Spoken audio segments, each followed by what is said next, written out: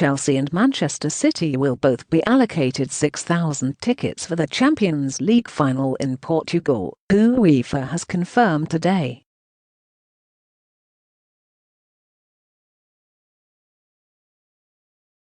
The all-English final was originally scheduled for the Ataturk Stadium in Istanbul on May the 29th, but UEFA was forced to look at alternative venues after a devastating COVID outbreak in Turkey caused the UK government to place the country on its red list for travel and banned English fans from going.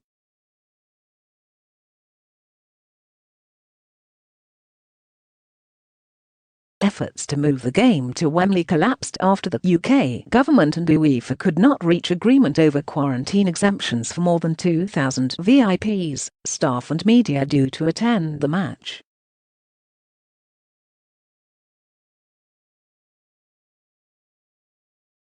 And now UEFA has confirmed the game will go ahead at Porto's 50,000 capacity Estadio do Dragao with 12,000 English fans in attendance.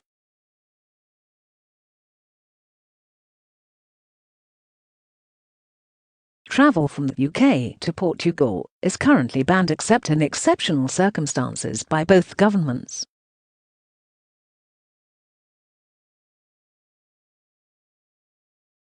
Britain has added Portugal to its green list, allowing UK residents to travel there from Monday, and the Portuguese government is due to make an announcement on its entry restrictions today, with the country's media anticipating the ban will be lifted.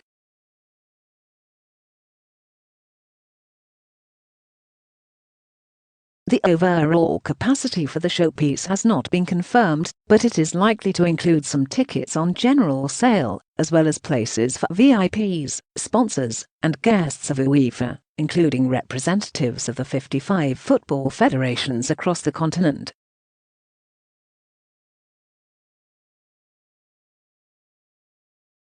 Health experts and MPs in the UK have criticised the decision not to play the match at Wembley for putting supporters at unnecessary risk in the middle of a pandemic, insisting UEFA should have foregone VIPs this year and made it a fans' final in London.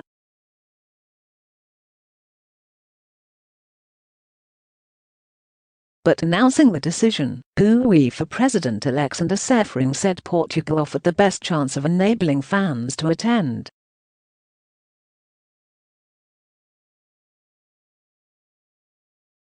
Fans have had to suffer more than 12 months without the ability to see their teams live, and reaching a Champions League final is the pinnacle of club football, said Seferin.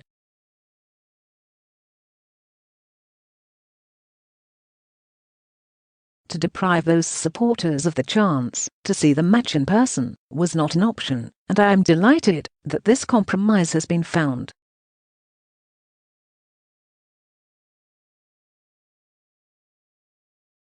After the year that fans have endured, it is not right that they don't have the chance to watch their teams in the biggest game of the season.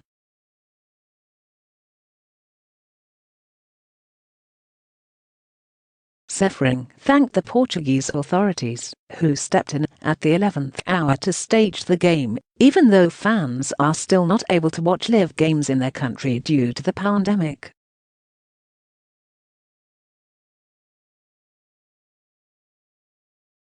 And clearly determined to preserve the good relations that exist between English football and UEFA in the aftermath of the European Super League project, Seferin accepted the decision by the UK to place Turkey on its travel red list was made in good faith.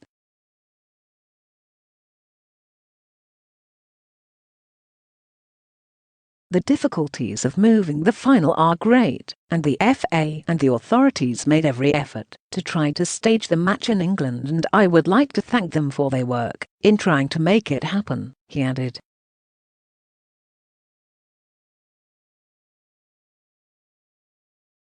Hopes were initially high that the match would come to Wembley, and the UK Culture Secretary Oliver Dowden and Seferin both appeared committed to making the switch, but they could not find enough common ground to make it work, with concerns over the UK's quarantine rules.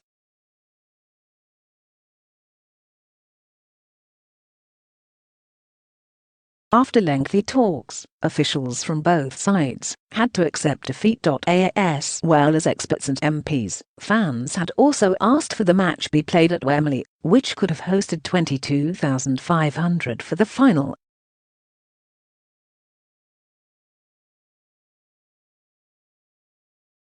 The Chelsea Supporters Trust urged Seferin at a meeting on Wednesday afternoon to explore all possibilities in London before making a decision.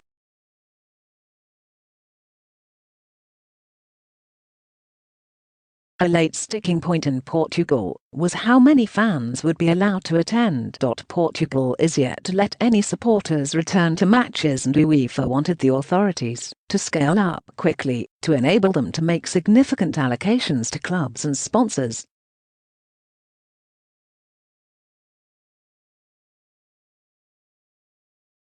The figure of 6,000 tickets for each finalist is the same number as was planned for the match in Istanbul.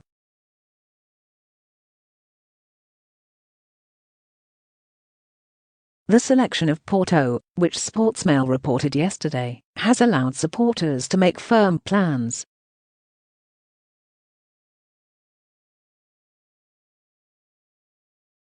Portugal has been placed on the UK's green list for travel, which means supporters will be able to fly there and back with minimal restrictions, and will not have to isolate on their return.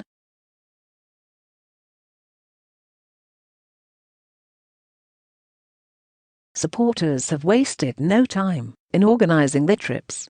Flight prices to Portugal rocketed this week even before the Wembley talks had concluded.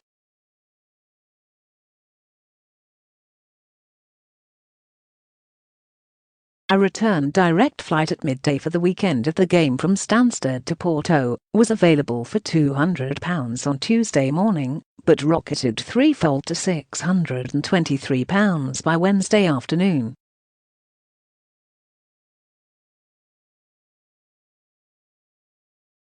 By Thursday there was limited availability of direct flights, and even those involving early morning departures had reached £600.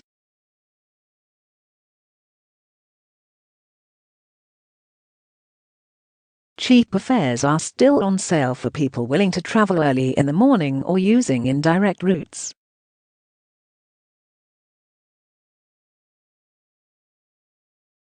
Lisbon flights have also increased, as speculation initially suggested the Portuguese capital could stage the game.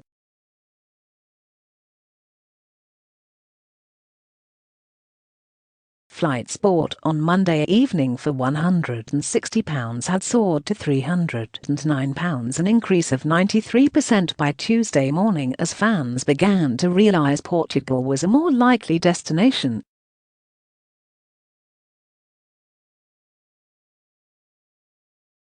Flights from Manchester have also risen sharply week on week. The prospect of Wembley hosting the showpiece were dashed because more than 2,000 VIPs, staff and media due to attend the game would require an exemption from the UK's COVID travel restrictions.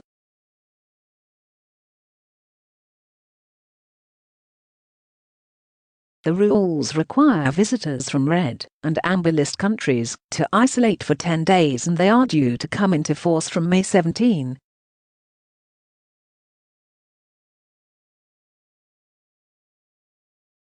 They were announced by Prime Minister Boris Johnson on Monday. Turkey is on the red list, and most of Europe is on the amber list, including Switzerland, where UEFA is based.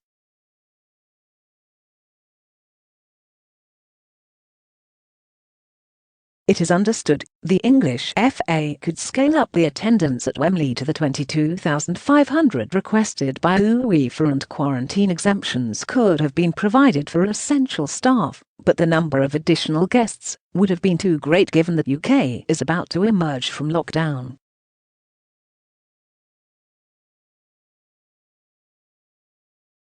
Yesterday, Culture Secretary Dowden said the UK had cleared the way to get Wembley available if UEFA want to take advantage of that, but indicated the government would not bend on quarantine rules.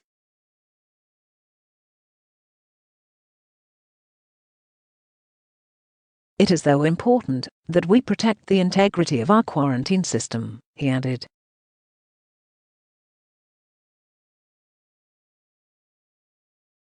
On the flip side, VIPs are tied into lucrative sponsorship contracts, and UEFA felt it could not abandon a valuable source of income after 14 months of matches mostly without fans or sponsors present.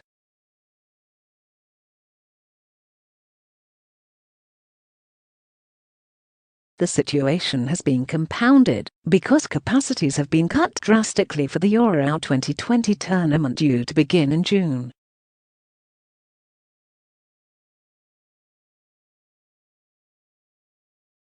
UEFA needs the VIP revenues, a source close to the negotiations told Sportsmail.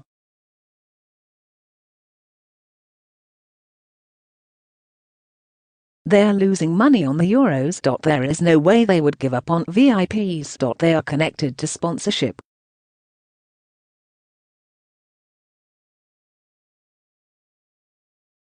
And if the game was going anywhere, Portugal has the advantage that it has relatively low numbers of COVID cases.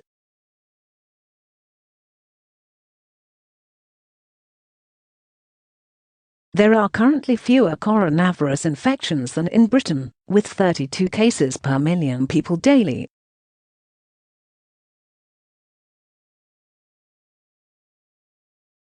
But UEFA's position has drawn criticism from health experts and MPs who said the governing body should have made an exception on VIPs and dignitaries because of the coronavirus pandemic.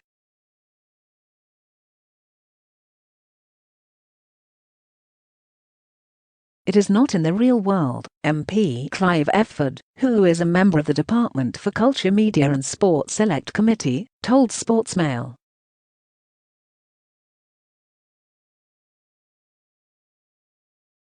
We have two clubs from the same country, which is capable of hosting this match during a global pandemic.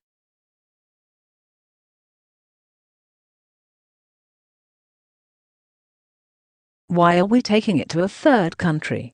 You can only imagine that VIPs and sponsorship is too valuable for them to forego.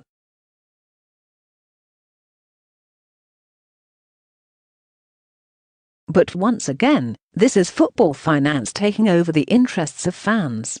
Paul Hunter, professor of medicine at the University of Norwich, said, "From a public health perspective, the safest thing would have been to have the match in London, and for UEFA not to bring people to the game who are not essential to the running of the game."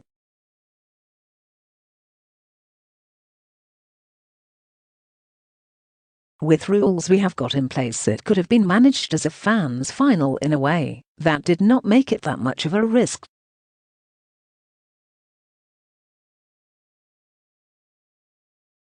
No more risk than we would expect from other events that are going on. The UK government was right about not bending the rules.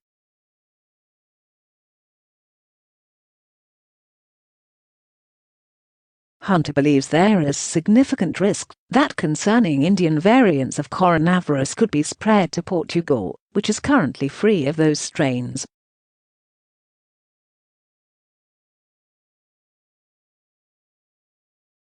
Meanwhile, Professor Keith Neal, an expert at the University of Nottingham, is concerned Manchester City and Chelsea fans will be placed at additional risk.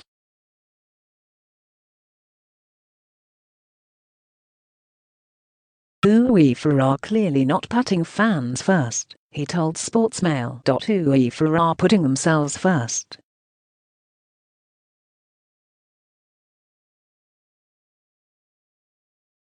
They should play the game in London. I understand there is an issue around money, but surely there is insurance.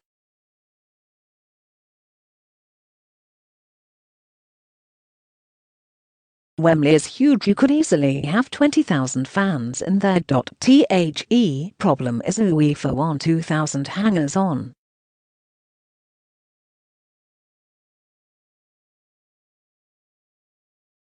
Conservative MP Steve Bryand, who also sits on the DCMS committee, said on Tuesday that fans should be prioritised over the prawn sandwich contingent.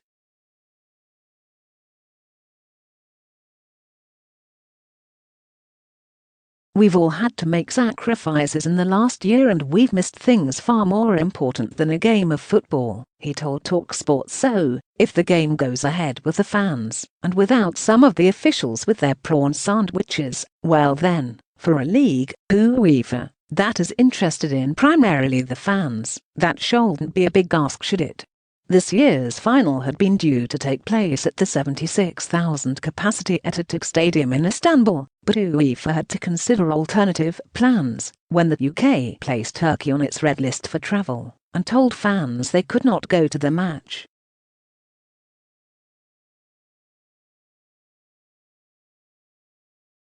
Turkey has suffered a devastating second wave of coronavirus infection, recording 60,000 cases per day last month.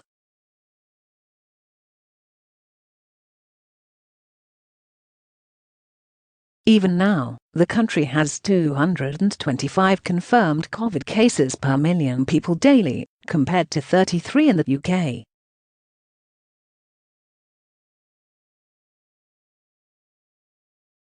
In some ways, the selection of Portugal to host the final is history repeating itself.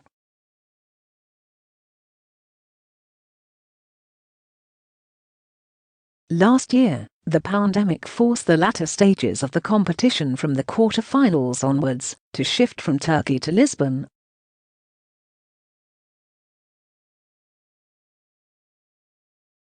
Turkey is expected to be offered a further opportunity to host the prized fixture in 2023 or 2024, the year it is due to be held at Wembley.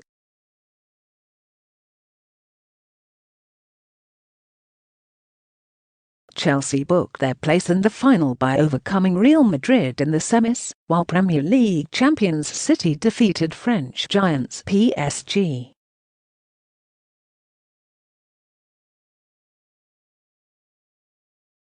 City manager Pep Guardiola is bidding for his first Champions League title in 10 years, while for his team, this is their first appearance in the final of Europe's elite club competition.